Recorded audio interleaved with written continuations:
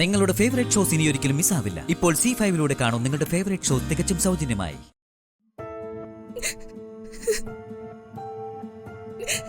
നിന്റെ ചേച്ചി പറഞ്ഞതുപോലെ സമസ്തവും എന്റെ കാൽ കീഴിലാണെന്ന് കരുതി തുഗ്ലക്കിനെ പോലെ തീരുമാനിച്ച് നടപ്പിലാക്കാൻ നോക്കിയതാ.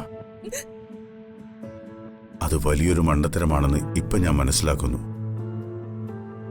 എന്റെ തെറ്റായ തീരുമാനത്തിനും എന്റെ മകനും വേണ്ടി ഈ അച്ഛൻ നിന്നോട് മാപ്പ് ചോദിക്കുന്നു. മാപ്പ്.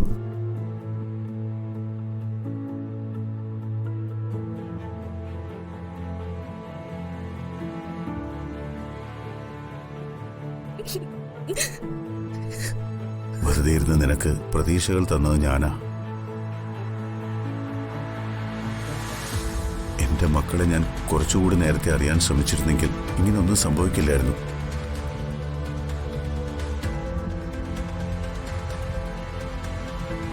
ഞാൻ ഇങ്ങനൊരു ആലോചന പറഞ്ഞതിന് ശേഷം നീ സന്ദീപിനെ സ്നേഹിച്ചു തുടങ്ങിയെന്നാണ് ഞാൻ മനസ്സിലാക്കുന്നത്.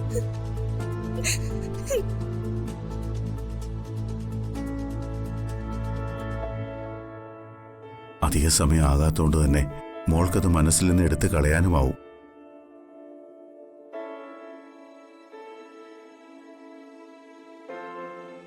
നിനക്ക് സന്ദീപിനെ ഇഷ്ടമുള്ളതുകൊണ്ടാവും അർച്ചന വന്ന് പറഞ്ഞിട്ടും നീ അതിൽ നിന്ന് പിന്മാറാത്തെന്ന് ഞാൻ വിശ്വസിക്കുന്നു. എങ്കിലും എന്റെ മോളത് മറക്കണം.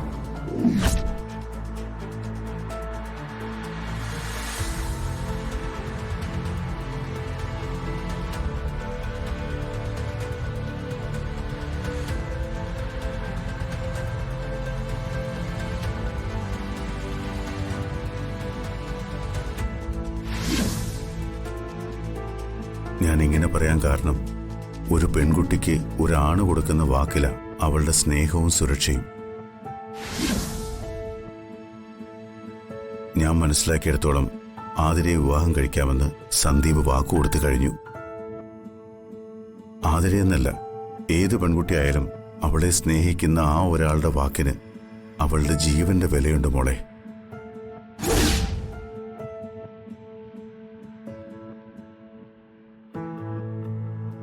സ്നേഹത്തേക്കാൾ ഒരു ബന്ധം മഹത്തരമാകുന്നത് നമ്മളെ ഒരാൾ പരിഗണിക്കുമ്പോഴാ. എന്റെ മോന് മോളെ മനസ്സിലാക്കാൻ കഴിഞ്ഞില്ല. പരിഗണന കിട്ടാത്തടത്ത് അതിനായി യാചിക്കേണ്ടി വരുന്നത് നമ്മുടെ വ്യക്തിത്വത്തെ വെല്ലുവിളിക്കുന്നതിന് തുല്യമായ കാര്യമാണ്.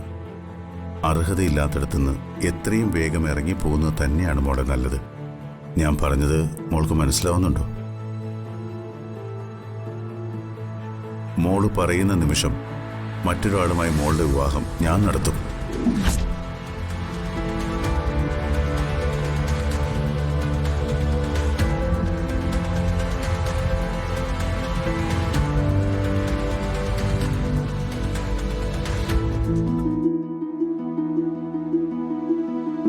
അർച്ചനെ, മാഷിനോടും കമലയോടും വിളിച്ചു പറഞ്ഞേക്ക് ഞാൻ സന്ദീപിന്റെയും ആതിരയുടെയും വിവാഹത്തിന് സമ്മതിച്ചുവെന്ന്.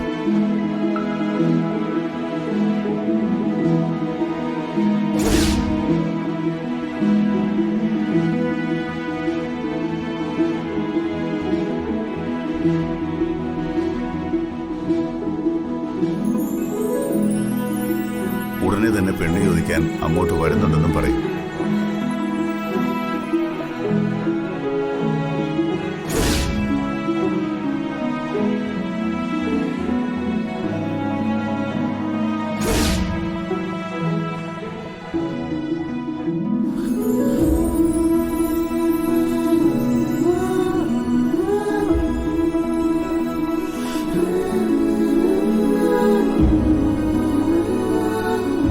ടെൻഷനാ മാറിയത് അല്ലേ അർച്ചനടത്തി?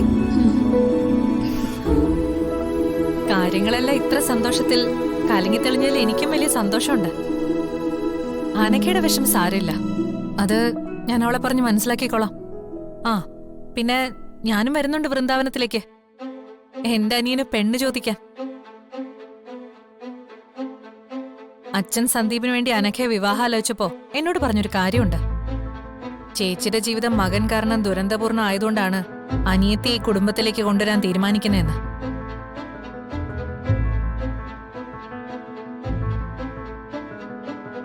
അതിപ്പോ എന്റെ കാര്യമായാലും അർച്ചനയുടെ കാര്യമായാലും എല്ലാം ഒരുപോലെയാണല്ലോ. അതുകൊണ്ട് അനഘയല്ലാതെ മറ്റൊരു ഓപ്ഷൻ ആതിരേ ഉള്ളൂ.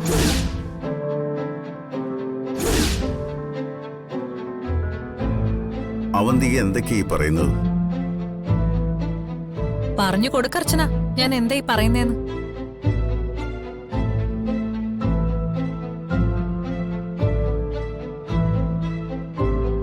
സച്ചി അർച്ചനയും വളരെ സന്തോഷത്തോടെ ഒരു കുടുംബജീവിതം നയിക്കുകയാണെന്നല്ലേ ഇവിടെ എല്ലാരും കരുതിയിരിക്കുന്നത്. എന്നാ അങ്ങനെയല്ല.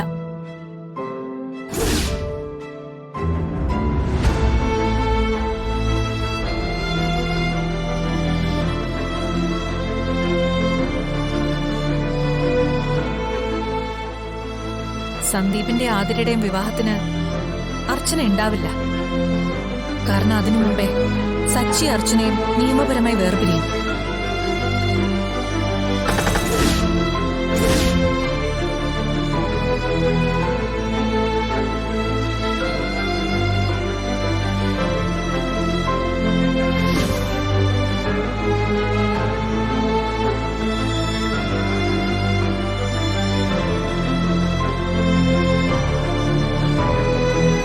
എന്താ അർച്ചന, ഞാൻ പറഞ്ഞ ശരിയല്ലേ?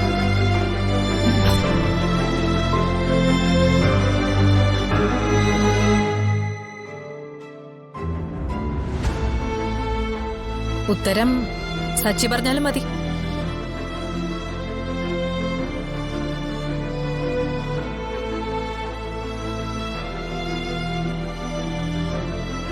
ഈ കുടുംബത്തിന് എന്തോ ഒരു കുഴപ്പമുണ്ട്.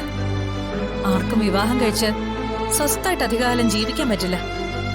ഒന്നെങ്കിൽ നാട് വിട്ടുപോകും, അല്ലെങ്കിൽ പിരിയും. ഇനി സന്ദീപിന്റെ ജീവിതം കണ്ടു തന്നെ അറിയണം.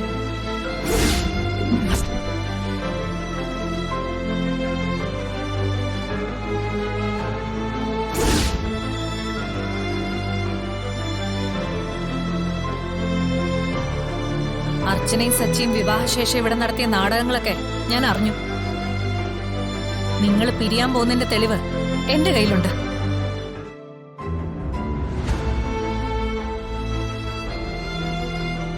ഈ നിൽക്കുന്ന അച്ഛനെയും ഈ വീട്ടിലെ എല്ലാവരെയും നിങ്ങൾ ഇത്രയും കാലം സമർത്ഥമായിട്ട് പറ്റിച്ചു.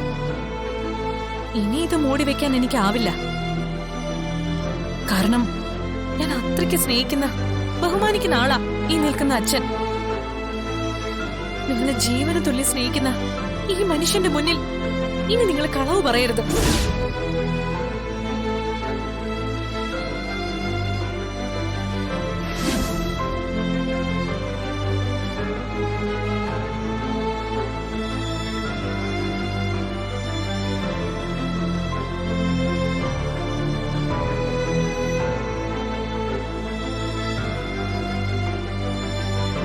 ഞാൻ ഈ കേട്ടതൊക്കെ ശരിയാണോ?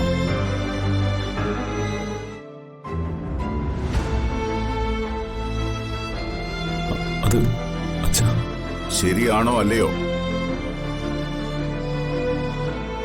ശരിയാണ്. ഡൗൺലോഡ് ചെയ്യൂ C5 ആപ്പ്. കാണൂ എല്ലാ എപ്പിസോഡുകളും സൗജന്യമായി.